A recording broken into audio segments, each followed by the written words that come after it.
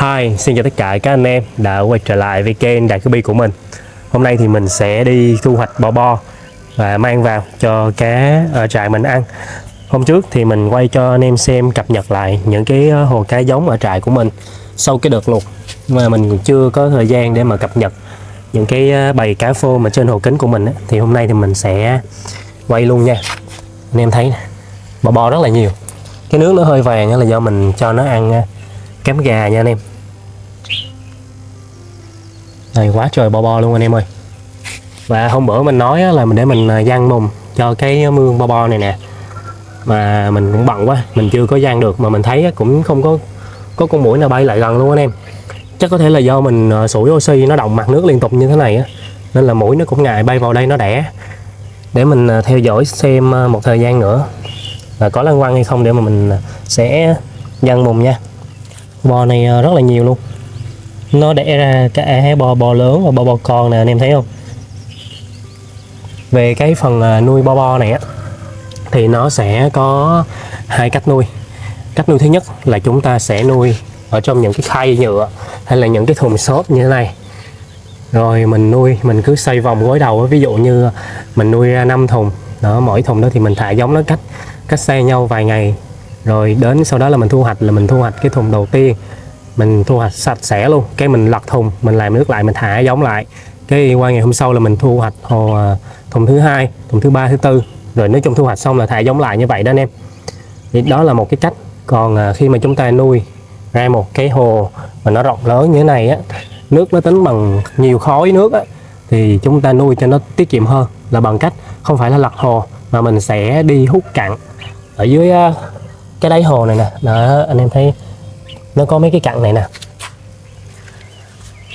thì mình hút cặn là mình sẽ duy trì được cái hồ bò bo của chúng ta nó lâu hơn. Chứ nếu mà mình chỉ có cho ăn rồi mình thu hoạch, cho ăn rồi thu hoạch như thế này, thời gian thì bò bo nó cũng sẽ rụi. Và cái chu kỳ của con bò bo này á thì tầm khoảng 7 đến 10 ngày là mình thấy là bắt đầu nó tàn. Như lúc trước ở ngoài tự nhiên, là như ở ngoài những cái hộp nước mà phía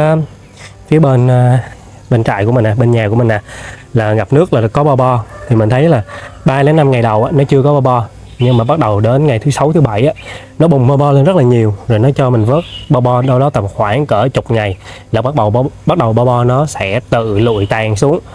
Lụi tàn tầm khoảng tuần đến 2 tuần thì nó bắt đầu nó bùng lên lại. Thì đó là cái chu kỳ của con bo nha anh em. Còn bây giờ mình nuôi trong đây thì mình sẽ chủ động hơn. Và cái đặc biệt hơn ở đây là bo Thái thì nó sẽ khỏe hơn, nó trâu hơn so với bo Việt tự nhiên của mình nha. Đây là những cái túi phân bò của mình anh em thấy không? Bo nó tụ lại đây cũng khá là nhiều. Bo rất là đỏ ha. Bây giờ thì mình sẽ vợt nha.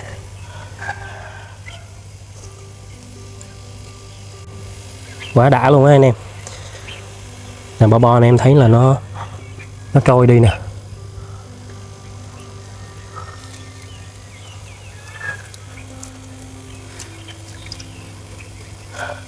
Đây anh em thấy bo đã không? Này bo khá là đỏ luôn ấy. Tụi này thì nó cũng chưa có già lắm đâu nha. Khi mà con bo mà anh em thấy nó sắp tàn là nó có cái người của nó sẽ rất là to và cái màu của nó sẽ đậm hơn. Để mình đi vớt thêm nha.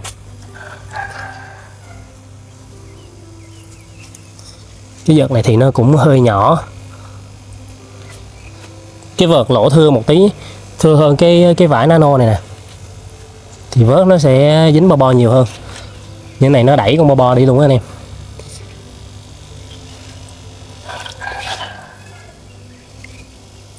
Đó, nhiều chút cái anh em thấy là nó ra màu đỏ nè. Quá trời bo anh em ơi. Đấy, anh em thấy đã không?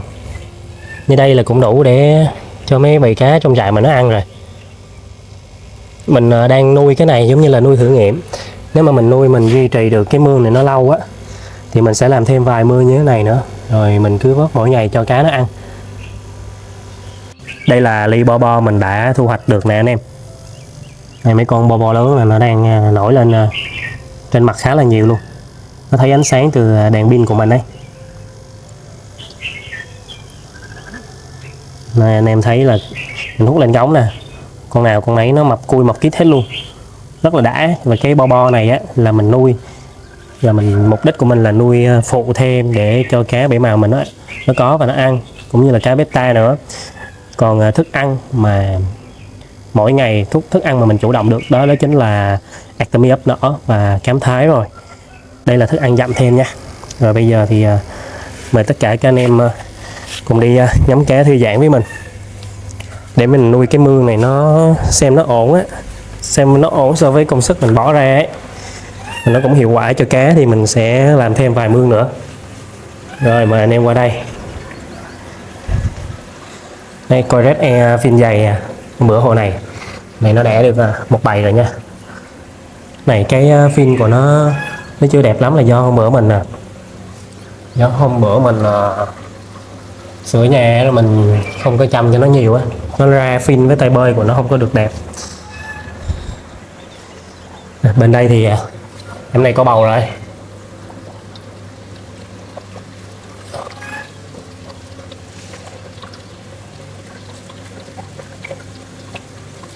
Cá nó rất là thích ăn.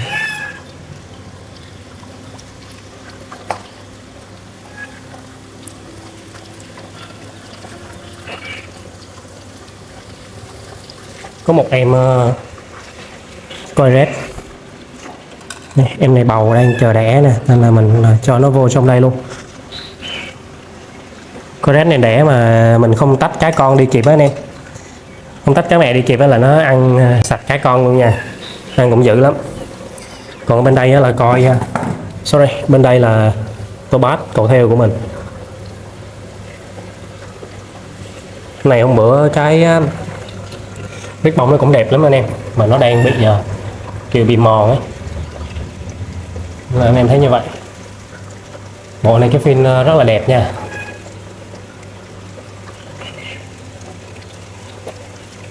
Em mái thì đang khá là căng trứng rồi. Bây giờ mình rất là hy vọng, mình rất là trông chờ vô em cá mái này đẻ cho mình đó, mình sẽ có cá để mà duy trì, thì cũng như có cá để mà chia cho tất cả các anh em nha. Hôm bữa là mình quay cho anh em xem em cá mái này là tay bơi nó ngắn hơn đúng không? Bây giờ nó dài hơn rồi đấy. Tại vì cái bộ này là nó lông e mà anh em, nó tay bơi nó đang ra đó, cực kỳ là lướt luôn nha. Rồi ở trên đây để mình quay cho anh em xem có mấy em cá Tobas về đến hormone của mình nè, mình mới thả qua đây được 3 em. Cá mái ngoài sau thì nó khá là già rồi, chắc mình sẽ vớt mình cho ra hồ thủy sinh. Em cá trống này đuôi rất là đẹp.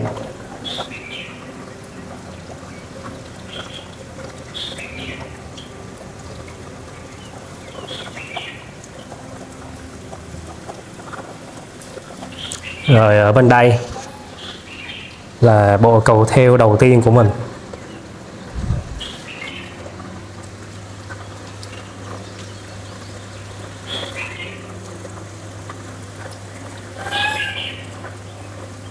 Em cá mái này em thấy cái rít bông phụ nó cũng khá là dày rồi nè. Mình có hai bộ này thì nhìn nó dày dặn hơn, thì bộ lại nó không có lạ lướt bằng bên kia nha.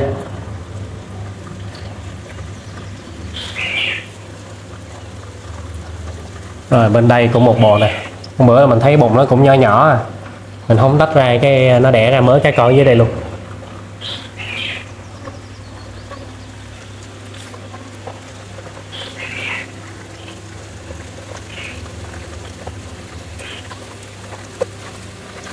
Rồi để mình cho mấy hồ này ăn xong cái vô bên trong trại của mình, cho mấy cái bầy cá mình đang phôm nó ăn. Cái hồ này hôm bữa là nó bị con dung dạc planaria anh em, nên mình xử lý nó sạch sẽ hết rồi nè. Anh em thấy là không còn một con nào ở đây luôn.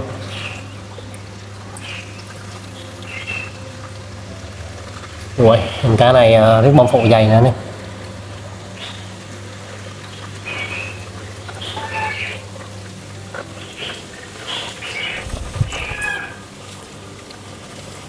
Ở đây thì có một em cá mái đang chờ đẻ, mình soi thấy mắt cá con rồi. Rồi ở trên đây là Snow Leopard của mình.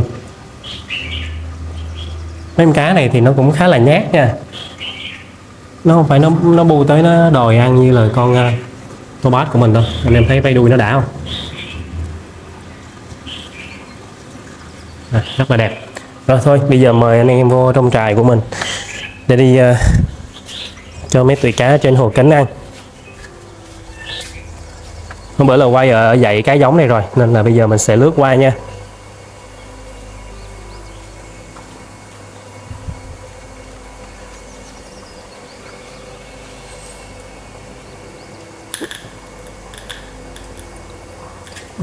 Ok. Ui cái dây đèn chỗ này nó cháy á, mình chưa có thay dây mới cho nó. Anh em nhớ bầy cá này không? Bầy cá này là mấy em cá Snail Leopard mình like cho nó lên bộ riết bông đấy. Ồ, anh em thấy em cá mái này lên fin rất là dày. Đây là cá trống nè anh em.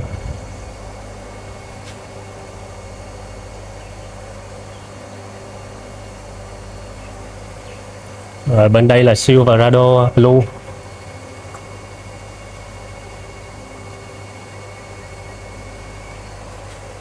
Này là Topaz Dumbo nè. Setter nha, Setter này hôm bữa là có bầy kia lớn hơn mình mới vừa gửi cho khách rồi. Bộ Topaz Dumbo này thì mình làm cho fin và đuôi của nó to hơn. Cái này mình like tới đời F4 F5 gì rồi mà nó cũng khá là khó nha anh em. Rồi ở dưới đây là có, mình xem dưới đây mình lấy thêm đèn đi.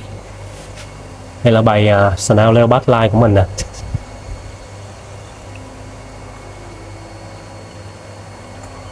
Anh em thông cảm nha, mấy nay mình cũng khá là bận, với lại nhân viên của mình nó cũng có việc nó nghỉ á, chưa có ai dọn hồ hết nên là cái hồ nó hơi bị bóng tảo một chút xíu. Hôm bữa thì mình mới hút cạn rồi.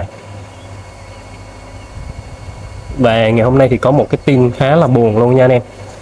Cái kênh Đạt Guppy anh em đang xem ở đây á, thì nó đã bị đánh gãy rồi.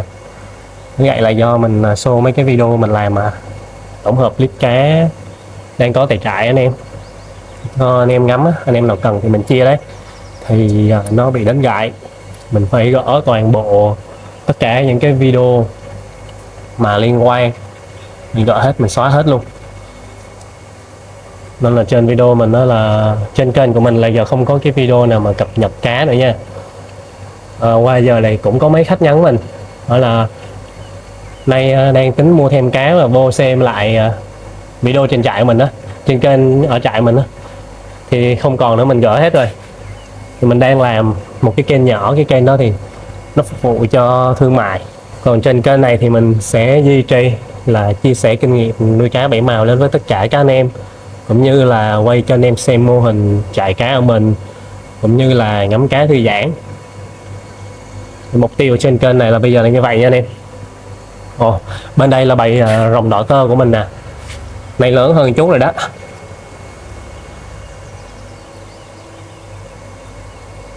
Bầy này thì nó lên màu rất là sáng nha. Bên đây là White Tiger. White Tiger này để tí nữa quay cái dàn kính phía sau cái này thì có cái bầy lớn hơn, anh em ngắm nó sẽ đã hơn nha. Bầy này là Full Red, BDS đỏ huyết của mình nè. Anh em thấy cái ly này nó cũng khá là nhiều bo bo luôn nha. Chẳng qua là tụi này nó chưa có lên hết size nên là nó chưa có đỏ nhiều thôi.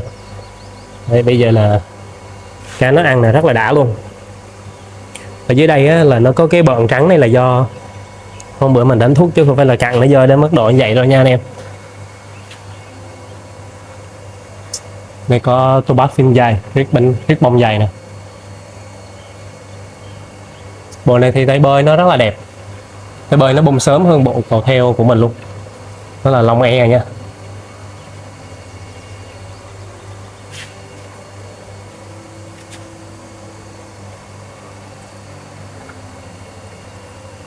Ở dưới đây là có mấy bầy cá con mình mới thả, để mình đi cho nó ăn sơ luôn nha. Cá con thì cho nó ăn nhiều thức ăn tươi một tí để cho nó mau lớn.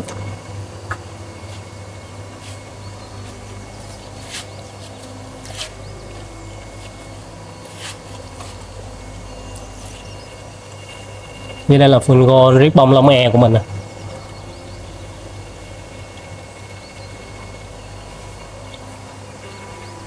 Rồi qua bên đây quay cho anh em xem mấy bầy cá ở chỗ này.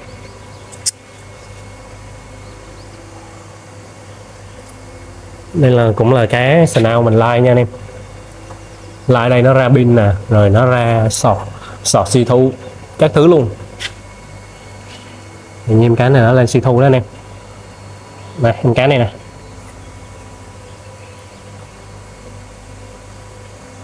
Rồi bên đây thì nó có cả ribbon nữa.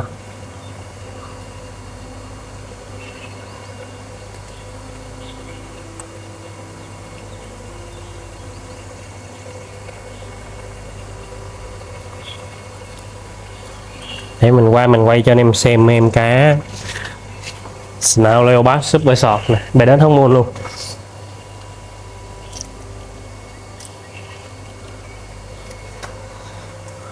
Nó ở bài bên đây, nó trốn xong cái lọc rồi anh em à. Rồi anh em thấy em cá nó như thế nào, đẹp không? Hôm bữa mình có show trên Facebook á, thì có anh kia vô trả là 2 triệu cho một bộ cá Snout Leopard Super Sọt này á, bên đó nó mua luôn. Nhưng mà mình chưa có chia, tại vì mình đang làm anh em ơi. Mình làm nó cũng phải gần đến đích rồi mà, thì mình làm nó ok xong rồi mình chia luôn chứ chia bây giờ thì uổng lắm. Bây giờ thì cũng chưa có nhiều cá đâu. Anh em thấy vây lưng đó không? Vây lưng tròn bể đế rất là đẹp.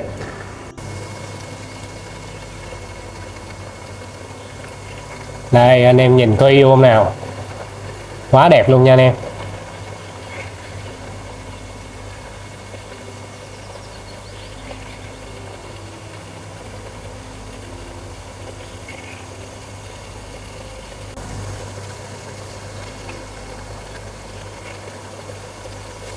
Ok, để mình thả nó ra. Cá mà xô nhiều thì nó cũng chẳng tốt đâu anh em à. Nó rất là dễ stress. Rồi đi cho ăn tiếp nha.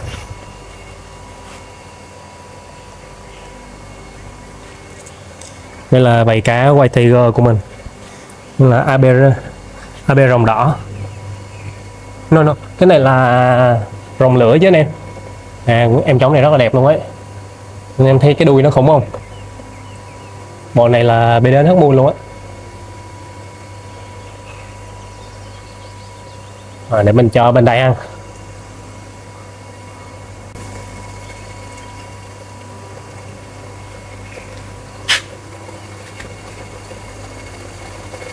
Đó, mấy em cá này anh em thấy không? Mình nuôi không có cho ăn trùng luôn á. Cái phôm của nó rất là đẹp. Mà cái dòng cá AB rồng lửa này anh em thấy nè, nó nổi cực kỳ luôn á anh em.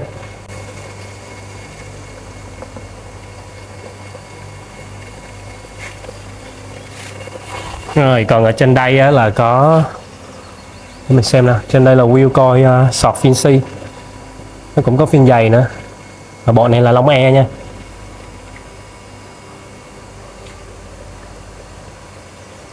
Rồi bên đây là white tiger nè.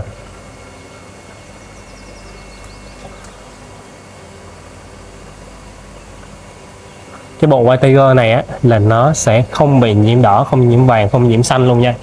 Khi mà nó lớn lên, nó đủ size á, đủ tháng á, bắt đầu là nó phun trắng luôn, rất là đẹp.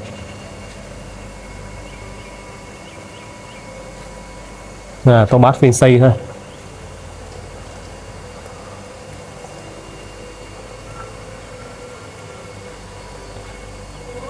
Ở dưới đây là có dòng cá, dòng này là white mosaic nè.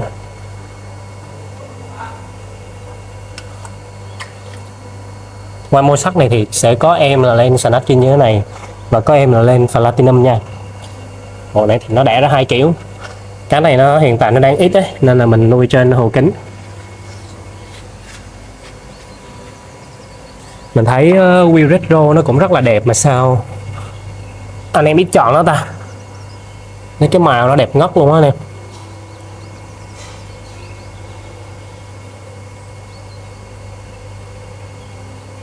Nhưng cá trống thì màu của nó rất là sáng luôn, rất là nổi bật.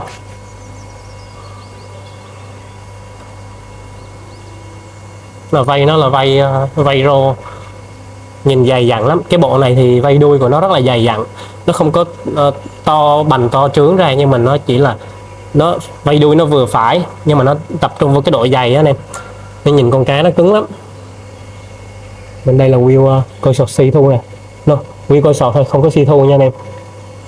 Để sẵn vớt bo bo vô thì mình đi cho mấy em cá beta này ăn luôn nha anh em.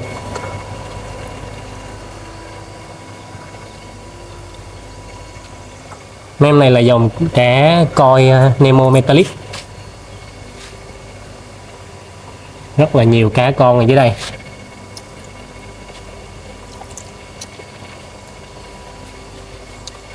Có bay này thì lớn lớn này nè.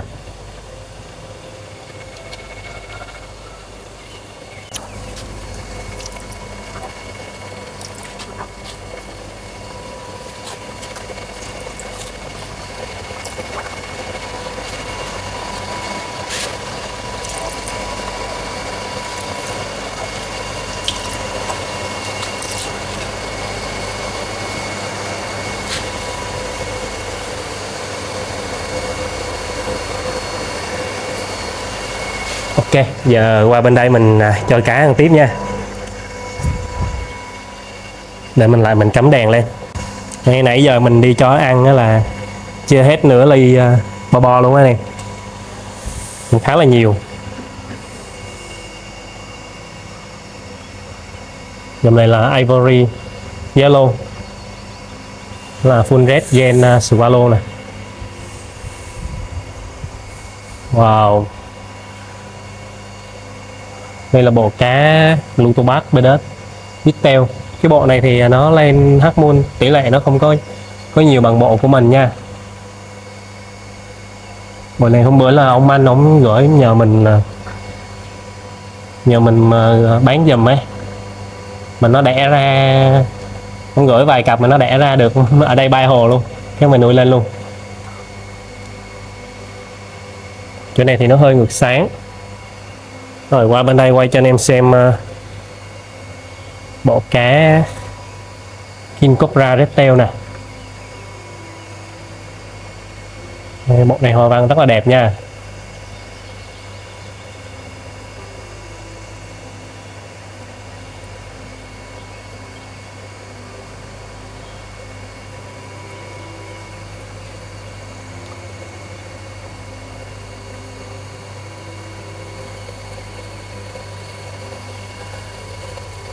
Rồi để xuống dưới đây.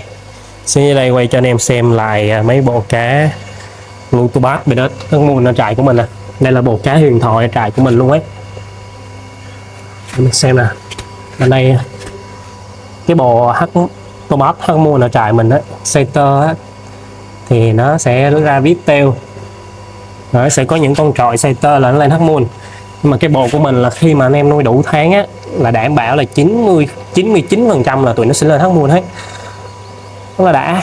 Bộ này hôm bữa mình quay cho anh em xem là chưa lên Half Moon đúng không? Nên anh em nhìn lại nè. Này rất là nhiều Half Moon.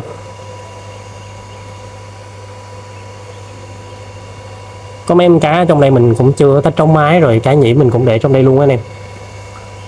Đó, mấy này nhân viên mình nó có việc nghỉ xong cái là cá nó hơi tưa đuôi nhẹ nè, mình chưa có hút cạn được anh em. Ở đây còn em cá này rất là ngon. Để mình qua bên đây, cái chỗ này nó hơi chặt một xíu anh em thông cảm nha. Để mình xem có cái hồ nào mà nó nhiều cá trống tí á, để mình quay cho anh em xem. Này, ở đây nhiều cá trống nè anh em.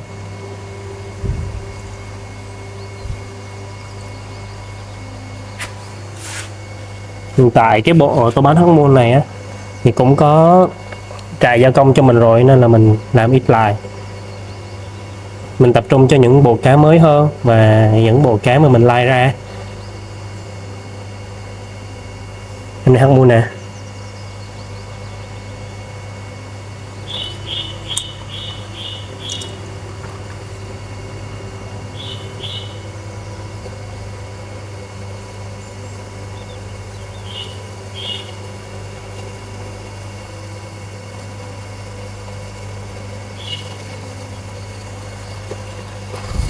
Em cá dưới đây cũng rất là đẹp nè, nó thấy mình qua nó nhát, nó không chịu bơi lên. Ok, để lên trên đây mình quay cho anh em xem tiếp nha. Ở đây là mình còn được một hồ dòng cá rồng đỏ sọt si thu.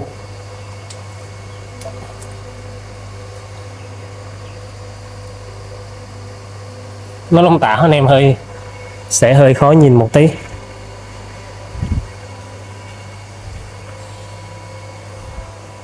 Đây là full red với đỏ huyết nè. Mình bán mấy hồ này nó cũng gần hết rồi. Hiện tại bây giờ nó đang là thiếu trống luôn á anh em. Nên sao mà nó đẻ ra cá mái nhiều hơn. Này, bộ full red ở trại mình thì nó rất là màu rất là đã nha. Ở đây mình chừa lại được một em trống nè. Hôm bữa khách mua á, xong cái mình chừa lại một em để làm giống. Và nay mình thấy nó hơi suy nha, có thể là vớt mấy em trống kia đi rồi nó kèo mái nhiều hơn ấy.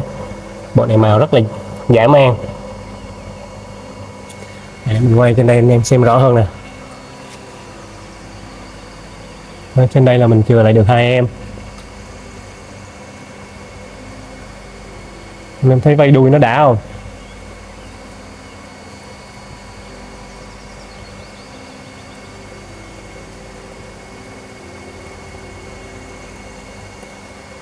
Nó mờ quá.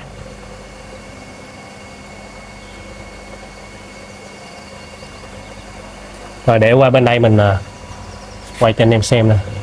Đây, ở trên đây là cũng còn cá mái nhiều của dòng full red luôn.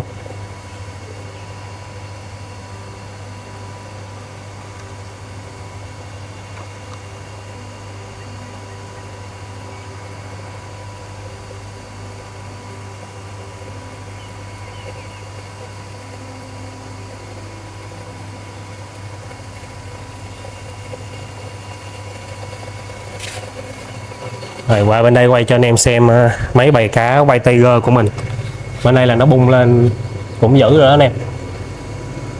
Anh em thấy cái hồ này nó bung đẹp không? Bắt ngay con gà tây luôn á anh em.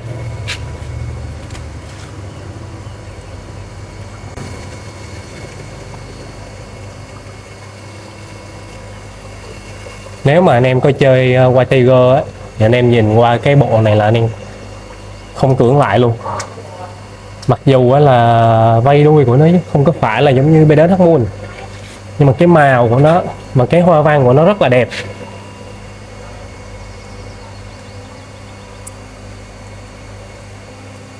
Em cá trống ngoài này nè anh em, nó bông trước anh em thấy nó lên hoa văn tiger quá đẹp luôn anh em. Được cái hồ này hôm bữa mình hút cạn xong thấy nó mờ quá, cái mình vệ sinh luôn, nên là anh em nhìn cá nó rõ hơn mấy cái hồ còn lại nha. Quá đẹp. Anh em cần cái dòng white tiger này thì kết nối với mình.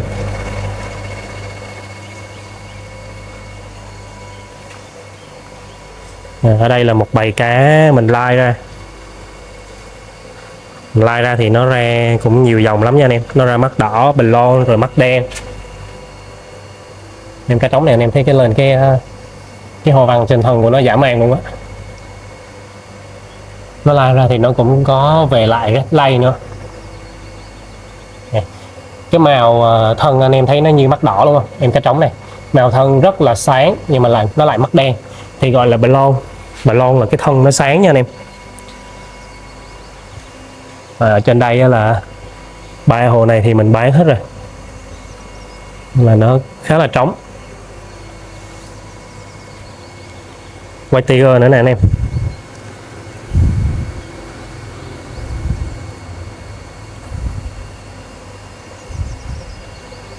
Thì nhiều lắm anh em ơi. Với là full gold huyết bông. Hôm bữa là lên mấy bầy rồng đỏ trên đây nè, nhưng mà mình gửi đi cho khách hết rồi. Bên này là sạch rồng đỏ nha.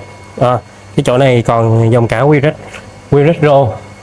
Bầy cá này lên rất là đẹp luôn ấy.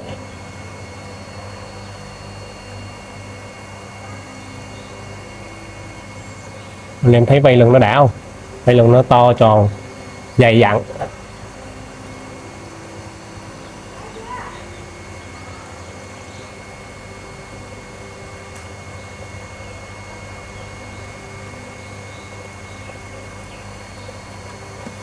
Rồi qua bên đây quay cho anh em xem tiếp nè.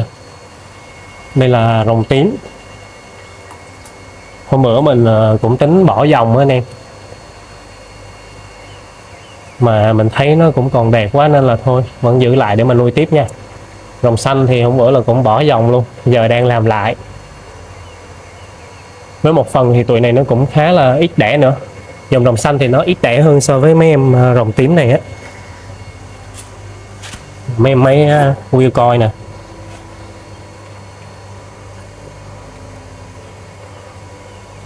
Hôm bữa là mình thả trong cái nguyên một bầy luôn, nhiều cá lắm. Mình thả chỉ trong một cái hồ kính như thế này thôi. Xong cái mình thấy nó kiểu nó phát triển nó chậm á anh em, nên mình tách ra để cho nó mau bung hơn. Nó mau bung Finsi với lại Long E hơn, tê bơi ấy. Trên đây là Silver Gado Blue.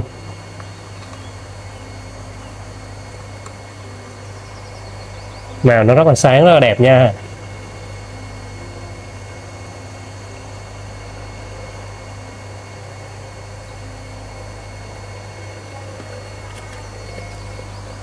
Rồi ngoài đây là có mấy em cá tiger nè. Bài này nó thấy mình ra nó trốn, nó mất tiêu rồi. Rồi hồi sáng mới gửi bầy Tobas Dumbo này đi cho khách, nên là trên này nó ít cá anh em ơi. Để mình cho bên đây ăn đi. Cái cá này tơ hơn. Tobas Dumbo mình đang like nó chưa có hoàn thiện, nhưng mà khách thích quá. Tại vì khách nói là trước giờ chơi Tobas toàn lấy bên mình nè, Tobas Hắc Moon rồi Tobas phim dày khách cũng lấy bên mình, nên là giờ mình đang làm Tobas Dumbo khách cũng lấy sớm luôn. Khách thích sưu tầm Tobas bên mình đấy anh em. Rồi để quay lại cái bài này cho anh em xem nha. Rồi anh em thấy đã không? Đây là một cái bài Snow Leopard mình like nè.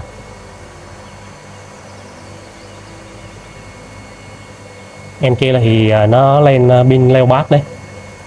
Cái màu đó sẽ là màu hồng nha. Và để xem là có một em cá lúc nãy mình thấy nó rất là đẹp, như nó trốn đâu trong kia luôn rồi anh em ơi. Nó trốn xong cái lọc rồi. Được con đẹp nhất mà nó trốn đâu ấy thì nó vẫn giữ lại cái bản màu của Snow Leopard nha. Rồi qua đây quay cho anh em xem nè.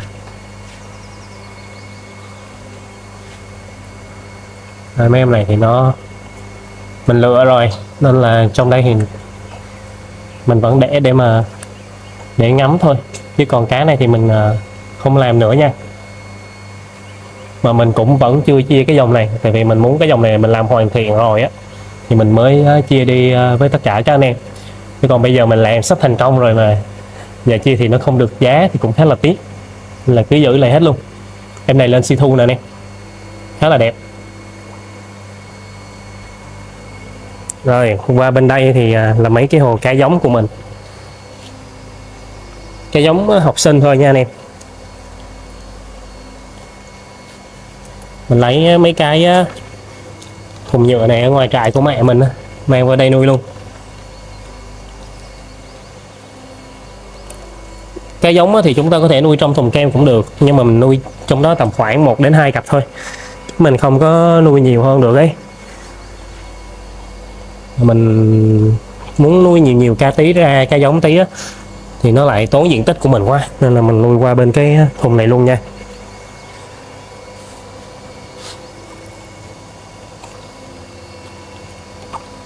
Ở bên đây vẫn là một cái số cái dòng cá học sinh. Dòng này là Red Angler nè. Nên nhân viên mình nó nghĩ là mấy cái hồ này nó cạn nước luôn anh em ơi. Thì mấy nay mình cũng đầu tư thêm, làm thêm mấy mảng nữa. Mình là kiểu người mà khá là ham công việc luôn ấy. Trong đây là Dumbo coi. Đấy, còn được mấy em à. Bên đây thì hôm bữa nước lụt là nó cũng tanh bành hết đấy, thì mới dọn dẹp lại cho nó thẳng ngay hàng thẳng lối nè anh em thấy không. Bên đây thì mình làm dòng cá Tiger với lô King Cobra là nhiều.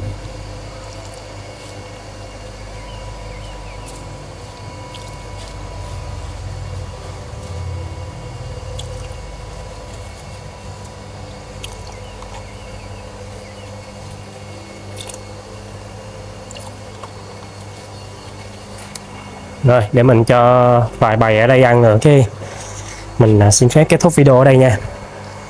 Bộ Golden của mình đó anh em, cặn hơi nhiều anh em thông cảm tí nha. Con con này mình thấy nuôi nền vàng đó là ok nhất, chứ nuôi nền trắng mình thấy cá mái nó lên màu chậm lắm, cái màu nó nhìn khá là nhạt. Rồi ok, video đến đây thì nó cũng khá là dài nên là mình xin phép kết thúc ở đây nha.